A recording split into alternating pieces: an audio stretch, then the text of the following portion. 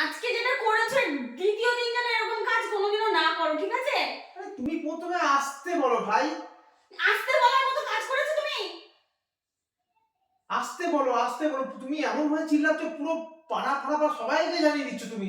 তুমি কি আসতে বলার মতো কোনো কাজ করেছো? কি মানে করেছি? সবজি বাজারে নিয়ে গেছো, আমাকে ফেলে রেখে সাইকেল নিয়ে আমাকে ফেলে রেখে তুমি চলে এসছো বাড়িতে। মানে আমি পড়ে গেছি, তোমার হুঁশ নেই যে আমি পড়ে গেছি সাইকেল থেকে। আমার কি পিছনে চোখ আছে নাকি আমার?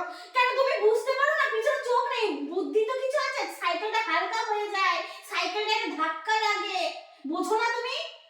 একটা মানুষ সাইকেল দিয়ে পড়ে গেছে, টের পাইনি, চলে এসেছে বাড়িতে, আর আমি পড়ে গেছি। আমার তো পিছনে চোখ আছে, আমি দেখতে পাচ্ছি সবকিছু। আক্কেল তো আছে, বুদ্ধি তো কিছু আছে নাকি ঘটে? রিমাকে আছে, আমার বুদ্ধিই আছে। দিমাগ থাকলে বুঝতে পারতে যে সাইকেল থেকে কিছু একটা পড়ে গেছে। হ্যাঁ, হ্যাঁ, বুঝছি। দিমাগ থাকলে বুঝতে পারতে যে সাইকেল থেকে কিছু একটা পড়ে গেছে। তোমার তো কি বলা তো করেছে? সাইকেল থেকে পড়ে চিল্লানো দরকার ছিল না। সাইকেল থেকে পড়ে যেমন তুমি তো টার্ন মেরে চলে গেছো, আমি তো পড়ে তোমাকে চিনলে, তোমাকে বলবো সেই সুযোগটাও নেই। তুমি তো গড়বড় করে চলে গেছো। এখন তো চিল্লাচ্ছ ভালো, তখন চিল্লাতে পারোনি রাস্তায়? না, তখন চিল্লাতে পারিনি। কত বড় পাগল মানুষ, জীবনে এইসব মানুষের সংসার করতে হয়, কিরকম আবোধ। হয়তো পিছনে চোখ লাগাতে হবে একটা, এত বড়।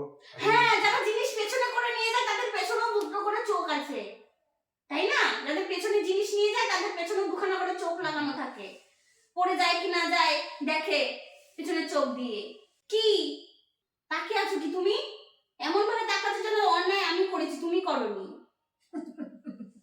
সাইকেল থেকে পড়ে গেছে।